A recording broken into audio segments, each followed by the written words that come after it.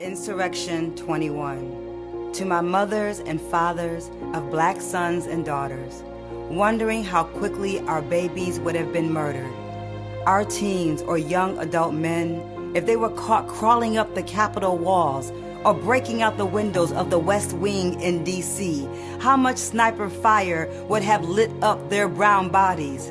How many would consider them patriots? How many hours would they have been left to bleed out on the House floor? How long before they will be deemed terrorists? I am holding your screams in the pit of my throat. I'm swallowing leftover tear gas and American hypocrisy as it eats away at itself on a Wednesday afternoon. I am thinking of all of you broken-hearted and full of fire, made to feel as if your black body is never human enough, never free enough to be treated with any real dignity. After all, crimes against sovereign black bodies was the first act of treason against American life. Good evening. Hi, Anna. Hello. Hi. So, some people that check in every day. Hey, Jessica. I have people who check in often. And, hi, Charles. So, people who check in often, I speak to some of you, but most not, right? So, I want to share something that was heavy on my heart and I thought was important for perspective for those of us who are suffering, who get anxiety, who watch the news, and we feel like we have to react. Most of it doesn't affect us too much. So we should try to be at ease. I mean, the idea is equanimity of mind is what the yogis speak of, equanimity of mind. And so we don't get ourselves all wrapped up in a ball over every news item that comes on. So I'm watching the insurgents. There's all these stories, news stories being generated about the insurgents and about what we should do. We can't do shit. Black people have been the victim of police brutality for 400 years. So if the police are fighting terrorists and they're white terrorists fighting white police, that's white people's problems. And I'm not saying it in a racist way. Of course, as black Americans, we participate in whatever the choices are that our politicians make. But how we censor the president doesn't mean much to us. And the reason I say that to you is because we have an agenda. And we had an agenda 8 years ago or 12 years ago, and we didn't get a lot of it done. Today, if we have a focus, and it's governmental, it should be equal high-quality health care. It should be equal high-quality education. It should be women's rights. It should be raising the minimum wage. It should be fixing the tax code that so underserved community members get taken care of. It should be redistributing some police funds so we have programs in our community that will help us to stop violence and will help us to promote mental health so that then the police or the law enforcement will be more effective. It should be the police reform bill, which has been introduced into Congress. We have an agenda. We can't worry about whether they impeach or what, do we want to go into a long period of impeachment where that's all they talk about? Or do we want to get our agenda done while we have the Senate, the Congress, and the president? Those people ain't going to do shit for you, your own government, unless you make them. And if they go off on a tangent, then that's not supportive of what we need. We can't depend on the next administration. We have one now coming into office, and we voted them in because we wanted the minimum wage raised. We wanted education to be fair and just and equal high quality. We wanted health care to be fair, and we got proof that our health care ain't shit. We have proof that we're suffering in so many areas, and we have had this proof.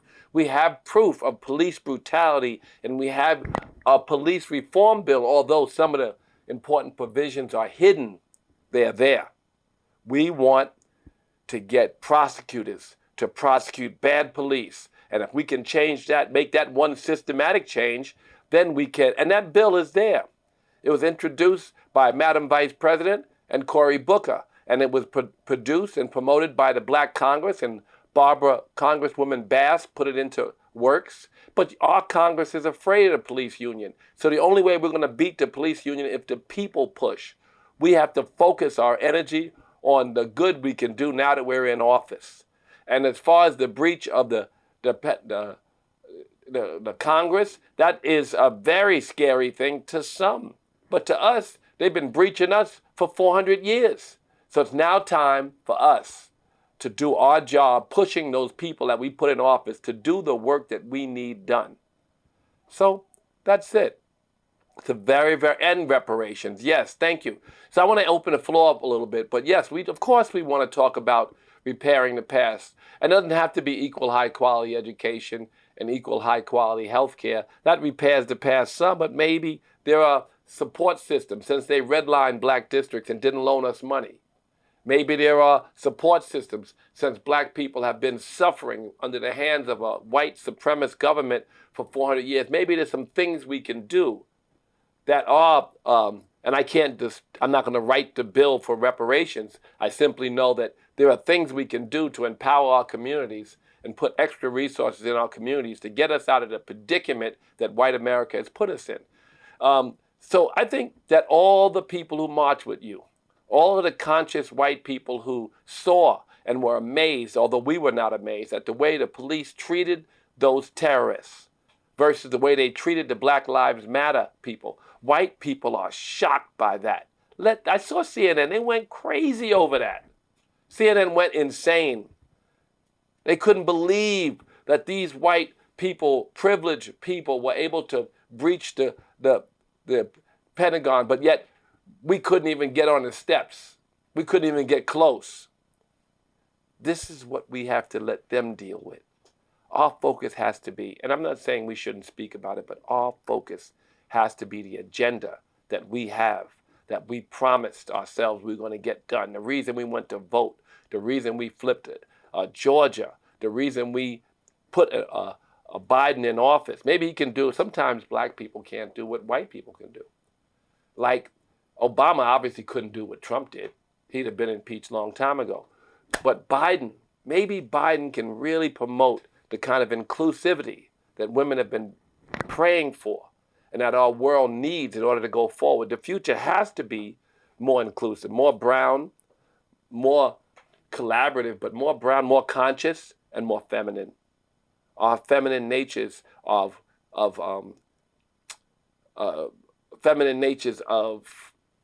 thoughtfulness, compassion, measured choices have to be made so that in the way that they were made with Corona, with all of the feminine leadership, as not only women, but this divine feminine quality that's been blocked out of government. Angry, mean white men, toxic masculinity should not be our leadership. We have now a thoughtful, by all indications, fairly sweet man and a wonderful woman in office. They can look to compassionate policies. We certainly have to stop the factory farming industry and the global warming. Factory farming industry is the number one reason for global warming. We have to stop those things. So we have so much on our agenda. I don't want to spend more time on Trump. I don't want black people, and I don't want our activists spending time on Donald Trump. If I can help it, if it was my guess, we are wasting our time. Our time should be used pushing these congressmen and senators to introduce bills that will make a huge difference in our lives. So that's what matters to me. I'm going to take a few questions and I'm going to go to class. Adrian? Hey, Happy New Year. Happy New Year to you, bro. Man. How you guys doing, man? We're doing well. Brother Gary is still in Jamaica. He's not back. Oh, wow. Salute to the collective. Surely, man, it has been a challenge, man. When you think about this insurrection, Uncle Russ, and you think about all the work that has happened in civil rights, when you think about folks like me who spent time in prison, it's a slap in the face. It's not our fight, I know, and I agree with. I concur, that we need to just hold the line and push while we can, while we got the Senate in the House. But it's just so, it's so upsetting. But it's a reminder. But white people never seen it. We've been abused by police. We've been compromised. We've been redlined. We've been all these things that they had blinders on, and even people who claim to be good. The reason the black Muslim said the white man was the devil because they turned their head, not always intentionally, Mm-hmm. but they turned their Yeah. head. So now seeing these white people run up in the castle and treat their police the way they treated them, and do what they did and disrespect the flag and disrespect them. Now seeing that, maybe we'll have them. I see CNN, they're going crazy. Let them all work on that.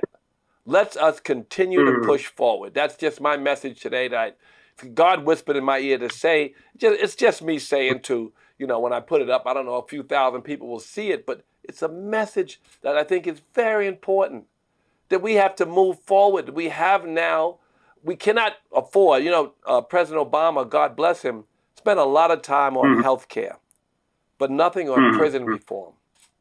He spent a lot of That's time important. he made a pact with France, the Paris Accord, but what did we really do about new forms of energy? What did we really do about the suffering of black people? And did we even discuss reparations? Did we even discuss the things that black people need and poor people and underserved community members need from our government? Not as much as we might have. And now we have a new administration. When Republicans got in office, they did every fucking thing they wanted. They put in 200 judges. They went, and so did George Bush. No. There was no friendly shit. And Joe Biden can say it as nicely as possible. I believe that his agenda is one that is uplifting to the collective. That it's not, and it should not be polarizing, but it is, but polarizing to say we want to give equal high quality education to people in communities, and that we want to give, that we want to protect, for instance, I don't know if the Democrats would never tell the FDA to stop promoting foods that promote cancer. Class A carcinogens should not be on the site of the American Cancer Institute. And they need to tell the truth. The causes of diabetes, that's because they're paid and they're partners with the factory farming industry. There is so much wrong with our government and so much, and his cabinet, yeah, I know, I see it. There are so many people who will allow it to continue, but we have to push them to do what they say. That's right. That's it. We want to get back out in the street. Don't get back out in the street about Trump. Don't waste our energy on Trump. All of our memes when we're communicating to each other should be about, now we can pass the police reform bill. Now we can get prosecutors, because we can't march every time somebody gets shot. We need to have a prosecutor in place waiting to prosecute the minute that we find police bad behavior. We need that. And that's a law. That's systematic change. And police immunity. You talked about that. You talk about that all the time. Police immunity. And I think, if you put that kind of pressure on a police's partner to they say the blue wall, you got to protect your life. But let me tell you, you inspired me. I'm doing a series called Hip Hop Perspective Series 1. I would love to have you on it. I want to use hip hop to change policy, to talk, to find ways to connect with these young people. No different, similar to the Hip Hop Caucus, but I think it's needed. It's dope. It can lend to some other stuff, but bottom line is, for now, just do some small series to get some folks on board. To listen, Adrian, you have my number. You know how to get in touch with me. No, we'll figure it out offline. DM me. We'll figure it out. But listen, I want to thank you for your opinion. I got to move on because I only can take a few questions, and I keep seeing people pop up I got to talk to. Brother, Happy New Year to you, and thank you for... Live. Eat to live. I can't wait to get it. I was just talking about, but not on this thing. We have to protect. If there's 2,000 contaminants in Asia, we're going to give you a cookbook for free when you pre-order. And we're going to start doing that right away because the publishers pushed it back a little bit, which is good because they really want to lay it out in the front of bookstores. So they bought it because they wanted my life story. They didn't really care. And so now they're aggressively, they see that it's an important book for now, and they're gonna push it a lot harder. So it's okay. But what I'm gonna do is, for all the people who pre-order, I'm gonna send them a cookbook called Soul Vegan from Around the World. And it's really amazing. It'll get anybody who's not vegan, who cooks at home, a whole bunch of good recipes that'll be better than the stuff they've been eating. Not only healthier, but taste better. I'm on it. I'm on it, man. I can't wait. I can't wait. I want to look like you when I just turned 50. I want to look like you when I'm 63, man. Good job. Well, man. God bless you, Adrian. Thank you for that. Thank you. Yeah, you pre-order the book. I'm going to set up you won't get the cookbook right away, but people will going forward. We're working on right now putting up a great cookbook with a lot of recipes that are cost effective for those who are struggling or those who can't. Everybody's struggling. We all struggling. But it's cheaper or as cheap as the animal product you've been eating, except it tastes better and it's healthier and will save you all the doctor bills, right? And you're taking all the medicine that's causing you, and the food that's causing you pre-existing health conditions that cost you your life. So we may have to pay a little more for food, but maybe not. But certainly this book will be helpful. I'm going to give it away if you pre-order Eat to Live. What's up, Charles X? Yo, what's going on, Brother Russell? How are you? I'm all right. Happy New Year. Happy New Year to you. Hey, bro, did you get that video of the landlord coming into my apartment when I was in meditation? No, I didn't get that. But brother, let's talk about the subject. Because you're being evicted. Well, he was shorting me on the rent, and so I was taking him to court, and rather than like him go to court, he tried to like move somebody into my apartment while I was living here. Well, so Charles, we I got need to to talk find about a this lawyer. offline.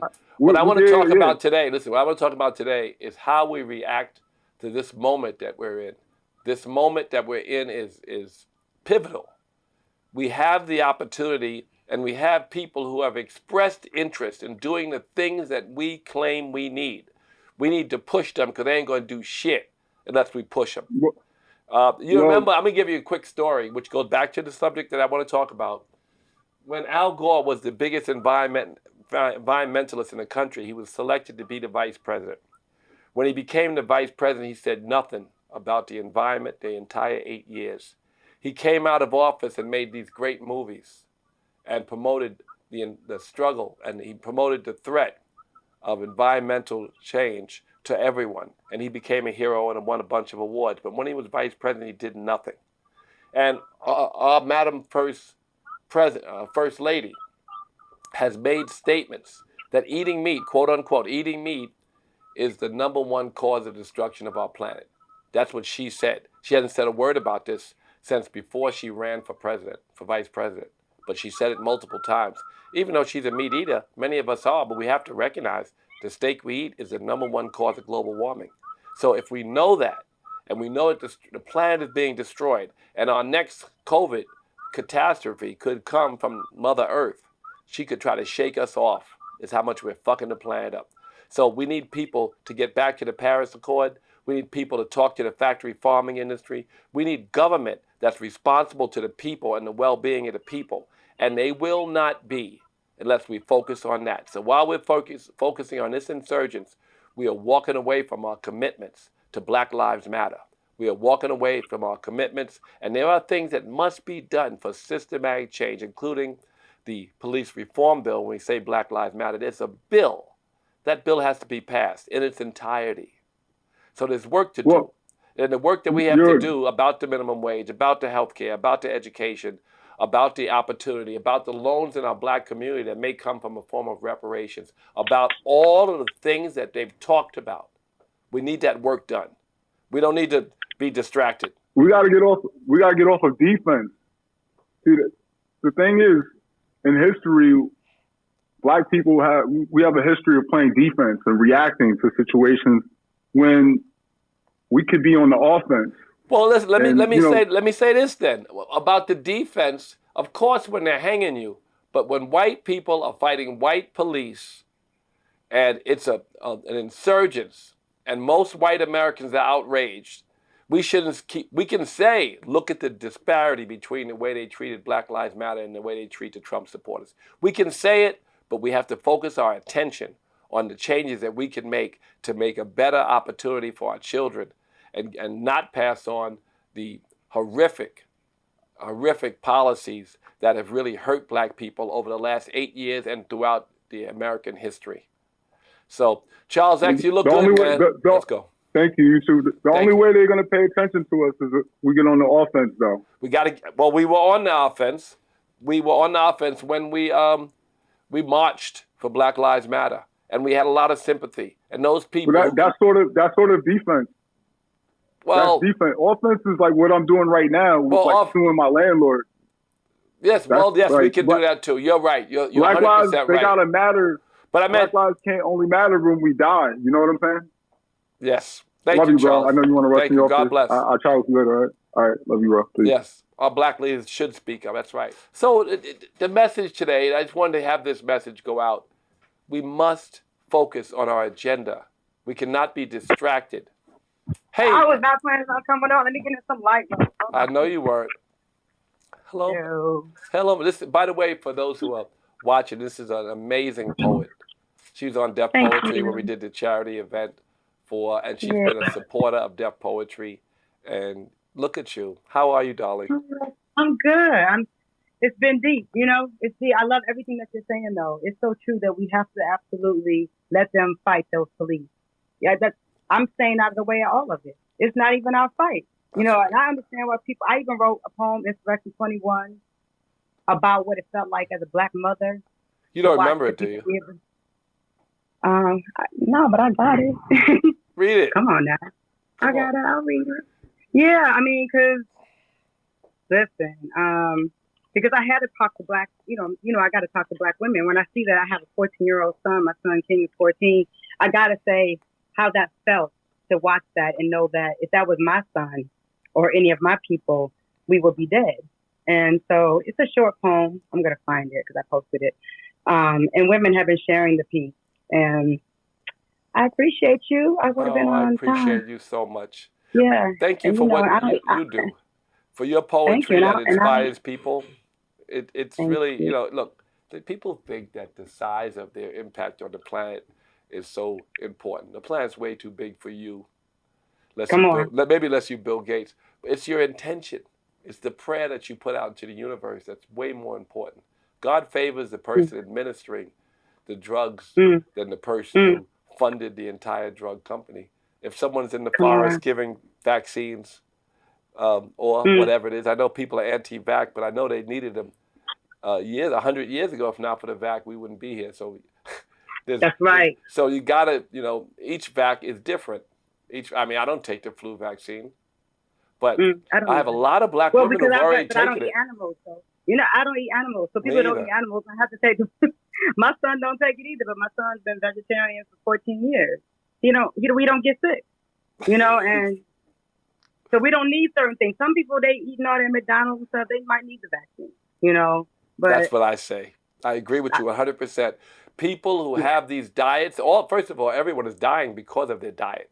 Their pre-existing health conditions are created by the food, whether it be diabetes, which is not sugar but meat, whether it be fat. Fat is drawn to meat more than all the other things they're blaming, whether it be heart disease, whether it be hypertension, whether it be all of the pre-existing health conditions that COVID is attacking are diet related. And so we have to have a post-pandemic lifestyle that excludes animal product from our diet. It's just that simple. I mean, the kitchens have to be where we heal ourselves. You know, all these people talking about all these vitamins. I was like, y'all just got into vitamins? You know, y'all wasn't already? Y'all ain't got black seed oil in your kitchen? Like, you ain't got no vitamin C? You know, so that's the problem in our community in particular, is that the education for good health. They don't want you to be educated. You know that the government's underwriting these factory farms that are poisoning the environment and giving you cancer. And even the Cancer Society, when you look on their websites, they promote the very food that gave you cancer. The Diabetes Association has the very food on it that gives you diabetes. What is wrong with it's like the food group thing that sat and lived for so long knowing that dairy was the devil. All of this stuff the American government has, the sandwiches that they put on TV are listed as Class A carcinogens on their own website because they could not get away from that research. It's just too crystal clear. So all of this processed meat is like cigarettes. A scrambled egg is like cigarettes. So these animal products are poisoning us and killing us, and the American government is pushing them on our children. Yeah. And so, And it doesn't belong to white folks. Like we get this idea that eating healthy is bougie, right? Eating organic is, because you talk about price. People always say it's expensive to be vegetarian. I said no, broccoli don't cost more than a steak. You can't convince me that it costs more to eat steak. And because my friends eat good, they're not eating that. They eat lobster, they eat steak. They eating good people, good be eating food. And so that's some stereotypical strangeness. I was like, I go to the farmer's market, I get so much food for like $30. With produce like crazy. So it's but we have to say that like healthy food, gardening belongs to black folks, Southern black people. We know how to grow tomatoes. That's not a white people thing. They think urban gardening belongs to white folks too. It don't. That's us. we are 3 times more likely to go vegan. So we have a disconnect in our community where people are moving towards a vegan diet, but they're not really. But many people in our community keep saying it's for white people. You're right. We were as slaves. Many of us were brought over here, and we did our what do you call it? We did our hunger strikes for many reasons. One of the reasons we did hunger strikes because we wouldn't eat any animals. We said, "Where's the okra and corn we eat?" They literally were like, "We're not eating none of this flesh. We don't eat flesh. God didn't want us." They're religious. God did not let us eat flesh. We're not eating dead animals. A lot of black people felt that way. So that's our reality. And the Irish came over here. They were like corned beef and cabbage. They never heard of corned beef and cabbage. They just knew cabbage. Right. Rich people were left to eat meat and get sick earlier and die younger, even though they had soft lives. Rich people generally live longer, but now they had this diet, rich people, that poor people aspired to have, and it started to kill them too. Curried kale, I love that. So we need to get our people to. I just saw it pop up. I don't know, but there's so many cool things we can do. It's nuts, and we could create. So I'm going to put this book, Soul Vegetarians from Around the World, out, and I'm going to give that to people for free when they order Eat to Live. Eat to Live has been pushed back to the end of February because the publisher, or the middle of March, because the publisher finally woke up and realized they're one of the top publishers in the world. And they're like, "Give me that book. We'll take it," because they really wanted my life story. But they got this book, and then they read it to do the proofreading, and they said, "This is the most important book." And so now they wanted to lay it out properly, which I guess is good. And we certainly are going to need it going all through next year and in general. But right now I'm going to give away for free digitally I'm about to pre-order mine. I'm with cookbook. Yeah, people want that more too. Some people are saying I'm giving that away free for those who pre-order this book. Okay, Jessica, spit that poem. I got the poem. Ready? That's what I want. Yeah. To my mothers and fathers of black sons and daughters, wondering how quickly our babies would have been murdered. Our teens or young adult men, if they were caught crawling up the Capitol walls or breaking out the windows of the West Wing in D.C., how much sniper fire would have it? Well, how much sniper fire would have lit up their brown bodies? How many would consider them patriots? How many hours would they have been left to bleed out on the House floor? How long before they were deemed terrorists? I'm holding your screams in the pit of my throat. I'm swallowing leftover tear gas and American hypocrisy as it eats away at itself on a Wednesday afternoon. I am thinking of all of you broken-hearted and full of fire, made to feel as if your black body is never human enough, never free enough to be treated with any real dignity. After all, crimes against sovereign black bodies was the first act of treason against American life. Thank you so much. I can send you the audio too. I got it. I got the audio. I can send it. Send me the audio. All right, I'm going to go. I'm going to class. I want to just repeat, and we, I guess, agree on this last message. The insurgents is not our problem. It breaks our heart to see it because we know the disparity. It breaks our heart. But white people fighting white people, and it's not a racial thing when I say this, because white privilege is the only thing that can change the mindset of those law enforcement that allowed it to happen, and those law enforcement who traveled from their city to join in, and those people who are growing in number who hate us. We can't spend time on the people who hate us. We have to learn to love ourselves. We have to push forward our agenda. We have an agenda. And that agenda is very, very crystal clear to anyone who's worked hard on this election.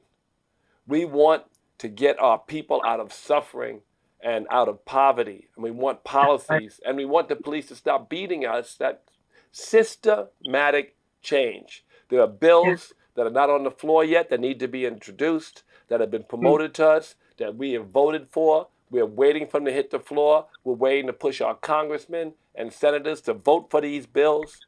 We don't want these bills whitewashed. For instance, when I talk about the police reform bill, I'm very, very concerned that they barely talk about prosecutors. The only thing that's going to help us is prosecutors. Right. And the prosecutors, so long as they're under the control of the local police unions, as long as they're under control of the local politics, they will never do our bidding. They will never, if a prosecutor has you arrested and indicted, he gets a feather in his cap. But if he does a policeman, he gets demonized and may lose his job in the next election.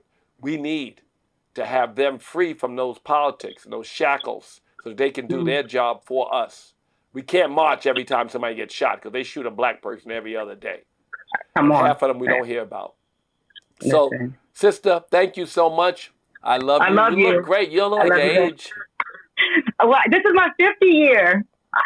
Oh, you're 50. I'm turning 50. I can't believe I'm turning 50. I don't feel it. That's because I eat right and I take care of myself. Well, you look gorgeous. Thank you so much for joining us. I appreciate you. Okay. Thank you for having me.